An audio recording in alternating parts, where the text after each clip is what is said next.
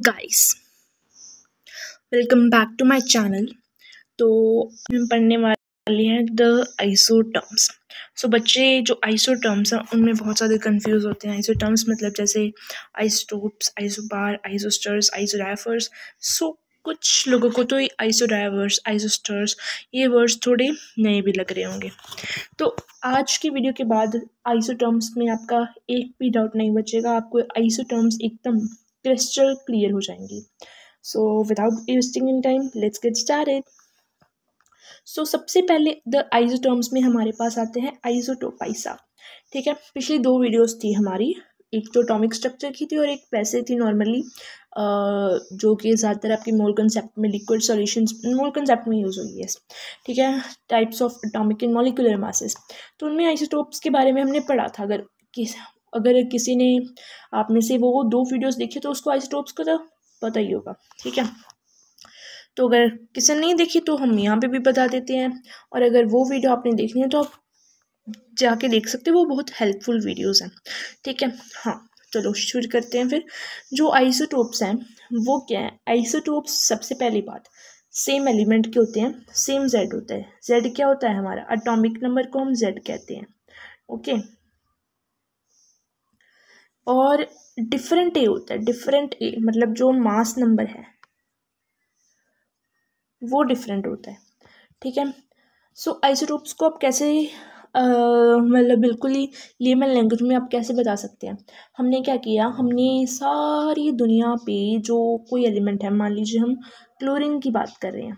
ठीक है, क्लोरीन की बात करें, सारी दुनिया पे जो क्लोरीन था उसको एक जगह पे इकट्ठा कर लिया। ठीक है, आपने सारी दुनिया का भ्रमण किया, हवा में, धरती के अंदर, पाताल लोक में, लेबोरेटरी में, कहीं पे भी क्लोरीन आपको मिला, बस आपने उसको इकट्ठा करके आप अपने घर पे ले आए। ठीक है, क्लोरीन का सारा आपने इकट्ठा करके उसके बाद उसकी छानबीन की, उसको देखा अच्छे से, तो आपको पता लगा कि सारे जो क्लोरीन के एटम्स हैं वो एक जैसे नहीं होते। ठीक है, सारे क्लोरीन के एटम्स एक जैसे नहीं होते। आपको पता लगा जब आपने देखा कि क्लोरीन के एटम्स दो तरीके के थे। ठीक है, दो तरीके के क्लोरीन के एटम्स थे। ठीक है, अब क्लोरीन है, एक ही एलिमेंट की बात करें तो ऑफकोर्स उसका जो एटॉमिक नंबर है वो तो सेम ही होगा। इस क्लोरीन के एटम का एटॉमिक नंबर भी 17 ही होगा और इस क्लोरीन के एटम का भी एटॉमिक नंबर 17 ही होगा। ठीक है, क्योंकि जो एटॉमिक नंबर है वो एक यूनिक प्रॉपर्टी है हर एक एलिमेंट की। ठीक है, मगर आपने देखा कि मास नंबर दोनों टाइप्स ऑफ क्लोरीन के एटम्स का सेम नहीं था।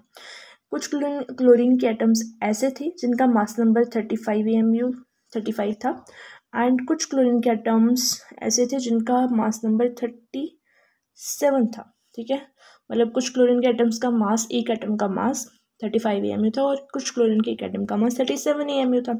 और आपने देखा कि कितने प्रतिशत ऐसे हैं कि जिनका मास 35 और 37 है। तो आपने देखा कि जो आपने पूरी दुनिया में से क्लोरीन इकट्ठा कर लिया था, तो आपने देखा उनमें से जो 75% 75% जो था क्लोरीन वो 35 AMU मास के साथ था, और जो बाकी का 25% बच गया। ठीक है, 25% जो क्लोरीन का उसका जो एटॉमिक मास था वो 37 AMU था।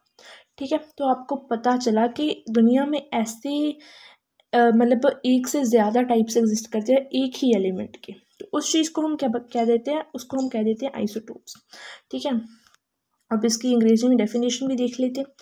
Elements having same atomic number but different mass number, these are called isotopes. ठीक है, जैसे हाइड्रोजन की बात करें, हमारे हाइड्रोजन भाई साहब हैं, वो भी 3 तरीके के होते हैं, HDT, हाइड्रोजन, ड्यूटेरियम, ट्रिटियम। ठीक है, इसका भी वन, यहाँ पे भी वन, यहाँ पे भी वन, क्योंकि एलिमेंट तो हम एक की बात करें, एटॉमिक नंबर यूनिक प्रॉपर्टी है, तो इसका एटॉमिक नंबर भी वन, ड्यूटेरियम का भी वन और ट्रिटियम का भी वन।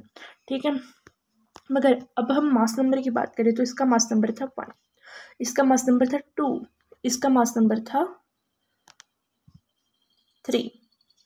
ठीक है, अब आप बोलोगे कि हाइड्रोजन 3 तरीके का होता है, मगर हम तो एक ही टाइप का पढ़ते हैं। आप एक ही टाइप का ज़्यादातर इसलिए पढ़ते हैं, ठीक है, 1 AMU मास इसलिए पढ़ते हैं क्योंकि ये है मोस्ट ऑफ द परसेंटेज, इसे क्या 99% यही हाइड्रोजन पाया जाता है। इनकी परसेंटेज बहुत कम पाई जाती है। ओके, सो यहाँ पे कुछ आपके पास एग्जांपल्स भी आ गए आइसोटोप्स की। उसके बाद हम नेक्स्ट आइसोटर्म के ऊपर जाते हैं, वो है आइसोबार। आइसोबार इसका डिफरेंट जेड होता है, सेम ही होता है, मतलब दो अलग अलग एलिमेंट्स हैं। हम एग्जांपल लेते हैं, जैसे एक्स है हमारे पास और वाई है, एक्स और वाई कोई भी एलिमेंट हो सकते हैं, ठीक है। और इसका जो, अब हम डिफरेंट एलिमेंट्स की बात करें, यूनिक प्रॉपर्टी क्या है, एटॉमिक नंबर यूनिक प्रॉपर्टी है, एक एलिमेंट का अलग एक ही एटॉमिक नंबर होता है, एक एलिमेंट के दो एटॉमिक नंबर नहीं हो सकते, और दो अलग अलग एलिमेंट्स का सेम एटॉमिक नंबर कभी नहीं हो सकता। तो इसका एटॉमिक नंबर कुछ होगा ए और इसका एटॉमिक नंबर कुछ बी, ओके। मगर इनका जो मास नंबर है, ठीक है, मास नंबर की बात करते हैं, तो हमने देखा कि इसका मास नंबर भी सी है और इसका मास नंबर भी सी है, मतलब despite being the fact that they are the different elements, ठीक है, they have the same mass number, okay. तो इस चीज़ को हम कह देते हैं आइसोपार्स। आइसोपार्स, जैसे आपका बहुत कॉमन एग्जांपल होगा, अगर आपको पहले 20 तक भी सारे एलिमेंट्स के नाम पता है, उनका एटॉमिक नंबर पता है, उनका मास नंबर पता है, तो आपको पता ही होगा, आपने नोटिस किया होगा कि आर्गन और कैल्शियम आर्गन का एटॉमिक नंबर कितना होता है 18, एंड कैल्शियम का कितना होता है 20। आर्गन और कैल्शियम दो डिफरेंट एलिमेंट्स हैं, मगर इनका जो मास नंबर है वो सेम है, that is 40 and 40। So argon और कैल्शियम हमारे पास क्या हो गए, आइसोपार्स हो गए, ठीक है। जो आइसोटोप्स और आइसोपार्स है ये तो सबने सुने, ये बहुत कॉमन है, मगर आगे थोड़े ऐसे ही टर्म्स आने वाले जो शायद आपने सुने ही ना हो, ठीक है, मगर ये भी इंपॉर्टेंट है। नेक्स्ट है हमारे पास आइसोटोन्स। ठीक है, इनके पास डिफरेंट जेड होता है, डिफरेंट ए होता है, ठीक है, मतलब ये अब क्या कहें, इनका सेम क्या है, ठीक है, आप कह रहे हो इनका एटॉमिक नंबर भी अलग है, इनका मास नंबर भी अलग है, ठीक है। अब आइसोटोन्स कैसे कहेंगे, फिर से हम एक्स और वाई के टर्म्स में एग्जांपल ले लेते हैं।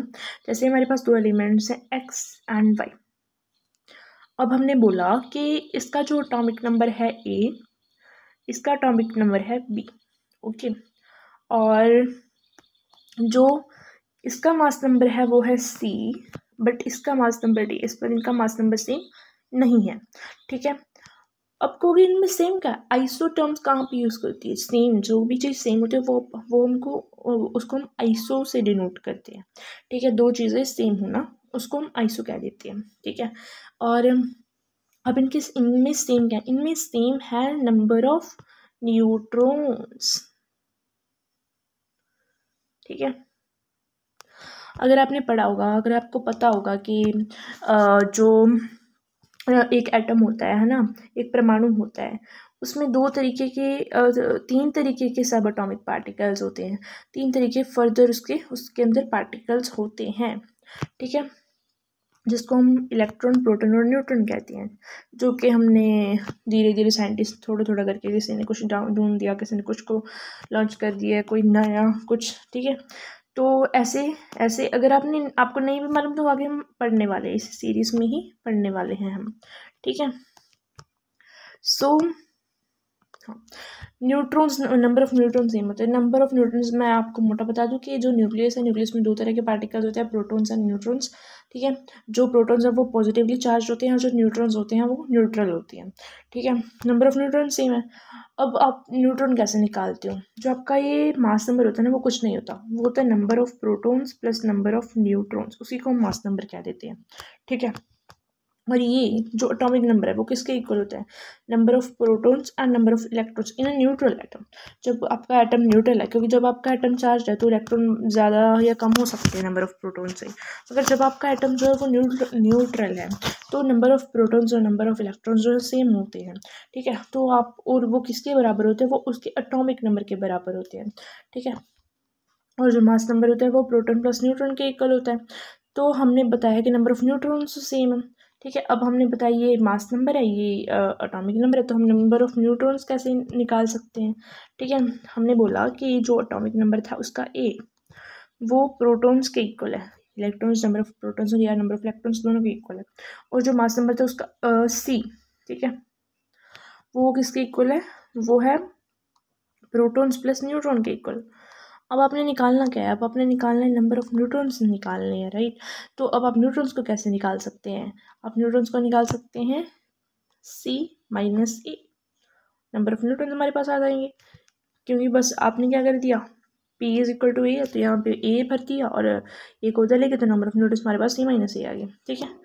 और C हमारा क्या था, हमने देखा था C हमारा क्या था, मास नंबर, एंड ए हमारा क्या था, हमने देखा था एटॉमिक नंबर। तो किसी भी एलिमेंट के लिए अगर आपने जनरल टर्म निकालनी है तो आप क्या निकाल सकते हैं, A minus Z is equal to number of neutrons. तो अगर कोई दो आइसोटोन्स होंगे, ठीक है, आइसोटोन्स होंगे, तो उनके लिए जो ए माइनस जेड है या नंबर ऑफ न्यूटन्स है वो इक्वल होंगे, ठीक है। अब हम इसकी डेफिनेशन भी देख लेते हैं। डिफरेंट जेड होता है, डिफरेंट ए होता है, मगर ए माइनस जेड सेम होते हैं। मैंने बता भी दिया कि ए माइनस जेड सेम कैसे हुआ, ठीक है। डिफरेंट एलिमेंट्स होंगे, डिफरेंट एलिमेंट्स तो क्योंकि इनका एटॉमिक नंबर डिफरेंट है, ठीक है। उन जिनके पास दो डिफरेंट एलिमेंट्स के पास सेम नंबर ऑफ न्यूट्रॉन्स होते हैं उसको हम आइसोटोन्स बोल देते हैं। सेम ए माइनस जेड वैल्यू होती है उनकी। अभी इसके थोड़े से कुछ 2-3 एग्जाम्पल देख लेते हैं, ठीक है। हमारे पास यहाँ पे दो एलिमेंट्स, राइट। अब ये कार्बन आपने पढ़ा होगा कि कार्बन का एटॉमिक नंबर वो तो सॉरी मास नंबर वो तो 12 होता है, हमें 13 मिल रहा है। कार्बन के भी 3 आइसोटोप्स हैं, आइसोटोप्स हमने बताया ना कि एक एलिमेंट ये दो या 3 या उससे ज़्यादा तरीके के एटम्स हो सकते हैं। कार्बन के 3 आइसोटोप्स होते हैं, कार्बन कार्बन कार्बन। अब ये एक ही एलिमेंट की बात कर रही हैं, ठीक है। तो इसका भी एटॉमिक नंबर 6, इसका भी 6 और इसका भी 6, ओके। मगर इसका मास नंबर 12, इसका मास नंबर 13 और इसका मास नंबर 14। तो अब ये जहाँ यहाँ पे जिसकी हम बात करें वही ये वाला, ठीक है, जिसका मास नंबर 13 है वो वाला आइसोटोप की बात करें कार्बन की। नाइट्रोजन 14 ये तो नॉर्मल है मगर ये आइसोटोप है, ठीक है। इसकी बात हम जनरल क्यों नहीं करते, क्योंकि ये भी लेस अबंडेंस है इसकी भी, ठीक है, लेस अमाउंट में पाया जाता है, इसलिए इसकी बात हम ज़्यादातर नहीं करते हैं, ठीक है। सो नाइट्रोजन 14 एंड 7, ठीक है। अब अपने नंबर ऑफ न्यूट्रॉन्स निकालने हैं तो वो क्या हो जाएंगे, 14 माइनस 7 हो जाएंगे। हमारे पास क्या आएगा 7, एंड इसमें आपने नंबर ऑफ न्यूट्रॉन्स निकालने हैं वो क्या हो जाएंगे 13 माइनस 6 हो जाएंगे, और वो भी हमारे पास क्या आएगा सेम 7 ही आएगा। तो यहाँ पे आपके पास जो नंबर ऑफ न्यूट्रॉन्स है वो सेम है, तो इसलिए इनको हम बोलेंगे आइसोटोन्स, ठीक है। और सिमिलरली हमारे पास मैग्नीशियम और सोडियम का भी एग्जाम्पल है। मैग्नीशियम का जो एटॉमिक नंबर है वो 24 होता है, मास नंबर जो है वो क्या होता है, सॉरी मैग्नीशियम का मास नंबर 24 होता है, जो एटॉमिक नंबर है वो सोडियम मैग्नीशियम 12 होता है, ओके। सो यहाँ पे हमारे पास सोडियम मैग्नीशियम के नंबर ऑफ न्यूट्रॉन्स कितने हो जाएंगे, 24 माइनस 12 कितने हो गए, 12 ही हो गए, ठीक है। और जो सोडियम है उसमें हम देखेंगे उसके क्या हो जाएंगे 23 माइनस 12, ये भी 12। इनमें भी क्या है नंबर ऑफ न्यूट्रॉन्स जो है वो सेम है, तो इसलिए ये भी क्या हो जाएंगे आइसोटोन्स हो जाएंगे। ऐसे ही एक और एग्जांपल देखने की हम कोशिश करें, सोडियम मैग्नीशियम एल्यूमिनियम सिलिकॉन, ठीक है, एल्यूमिनियम सिलिकॉन। अगर आप देखें कि एल्यूमिनियम जो है इसका जो एटॉमिक नंबर है वो 30, सिलिकॉन का है 14, ओके। एंड इनके मास नंबर की बात करें तो एल्यूमिनियम का मास नंबर है 27, sodium magnesium silicon phosphorus sulphur, yes, और इसका मास नंबर है 28, ओके। सो यहाँ पे हम नंबर ऑफ न्यूट्रॉन्स निकालें तो वो क्या आ जाएंगे 27 माइनस 13 क्या हो जाएगा 14, और यहाँ पे अगर हम नंबर ऑफ न्यूट्रॉन्स निकालें तो वो हमारे पास क्या आ जाएगा 28 माइनस 14 क्या हो जाएगा, ये भी 14 हो जाएगा। तो इन दोनों में भी क्या है नंबर ऑफ न्यूट्रॉन्स जो हैं वो सेम है, तो ये दोनों भी आइसोटोन्स हो गए। सिमिलरली अगर हम एक और की बात करें, आप देखेंगे जब आप पीरियोडिक टेबल पर सोडियम मैग्नीशियम ये वाले जो खास करके 11 से 20 के बीच है, इसके अलावा जो पहली 6 हैं उनमें क्या होता है, जैसे सोडियम और मैग्नीशियम है, ठीक है, 11-12 एटॉमिक नंबर है, इनका जो मास नंबर है 30-24 है। उसके बाद सोडियम मैग्नीशियम के बाद एक का फर्क पड़ जाता है, ठीक है। उसके बाद एल्यूमिनियम और सिलिकॉन है, इनका जो एटॉमिक नंबर है वो है 13-14, ठीक है, 13-14 है, और इनका जो मास नंबर है वो 27-28, ठीक है। तो यहाँ से आप पता कर सकते हैं। सिमिलरली फॉस्फोरस और सल्फर की बात करें हम, फॉस्फोरस और सल्फर की, इसका एटॉमिक नंबर 15 और इसका एटॉमिक नंबर 16, ठीक है। और इसके हम मास नंबर की बात करें तो 31, इसका मास नंबर है 32, इसके न्यूट्रॉन्स क्या हो जाएंगे 31 माइनस 15 16, इसके न्यूटन्स क्या रहेंगे 32 माइनस 16 16। ठीक है, तो ये दोनों भी आपके पास आ गया कि ये दोनों भी क्या है ये आइसोटोन्स। आइसोटोन्स के बहुत सारे एग्जांपल्स हैं। ठीक है, आइसोटोन्स भी हमारे पास हो गए। उसके बाद हम नेक्स्ट आइसो टर्म की बात करते हैं, वो है आइसोडायफर्स। ओहो, वो है आइसोडायफर्स। इनका जेड भी से अलग होता है, ए भी अलग होता है, न्यूट्रॉन भी, नंबर ऑफ न्यूट्रॉन भी अलग ही होते हैं, मगर n माइनस पी सेम होता है। n माइनस पी, या आप कह सकते हैं e माइनस 2z, वो सेम होता है। कैसे? हमने देखा कि जो z होता है वो नंबर ऑफ प्रोटॉन के इक्वल होता है, या फिर हम कह सकते हैं नंबर ऑफ इलेक्ट्रॉन के इक्वल होते हैं in case of neutral atom. और जो हमारा a होता है, मास नंबर होता है, वो number of neutron plus number of proton के बराबर होता है। और हमने कहा कि जो आइसोडायफर्स हैं उनके केस में जो n माइनस पी है, ओके, जो n माइनस पी है वो सेम है। सो नंबर ऑफ न्यूटन को हमने पहले कैसे लिखा था? नंबर ऑफ न्यूटन को हमने देखा कि हम यहाँ पे n की p की जगह पे क्या लिख सकते हैं, z लिख सकते हैं, p की जगह पे z लिख सकते हैं।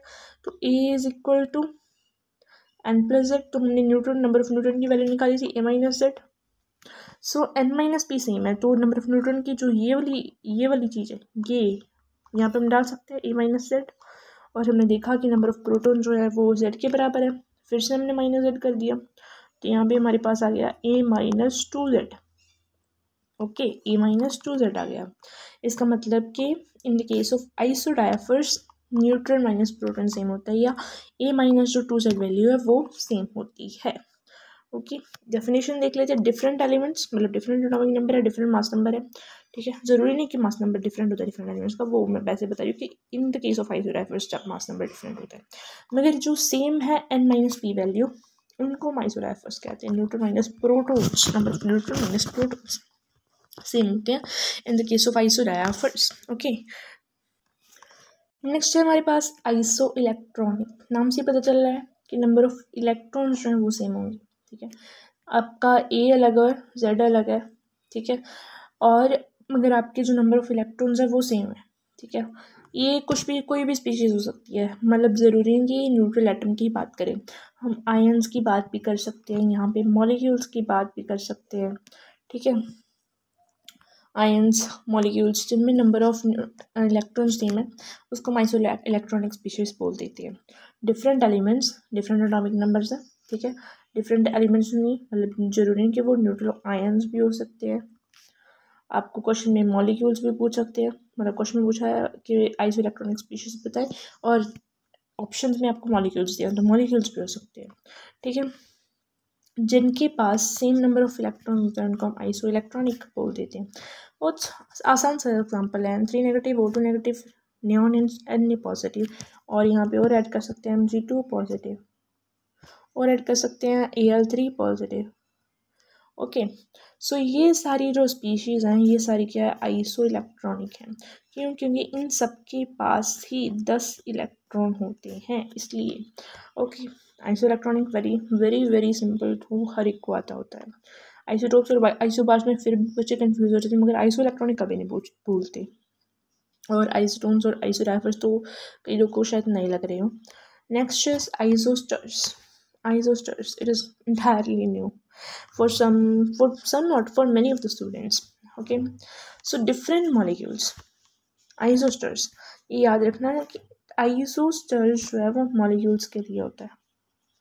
It is always for molecules, not for atoms, ions or anything.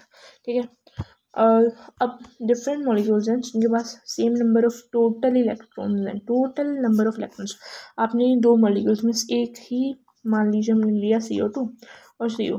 अब हमने ये नहीं देखना कि ये वाला यहाँ पे भी C, यहाँ पे भी C है, यहाँ पे भी 12 इलेक्ट्रॉन, यहाँ पे भी 12 इलेक्ट्रॉन, तो ये आइसोस्टर्स होंगे। नहीं, हमने पूरे एंटायर मॉलिक्यूल के अंदर जो नंबर ऑफ इलेक्ट्रॉन्स हैं उनकी बात करनी है।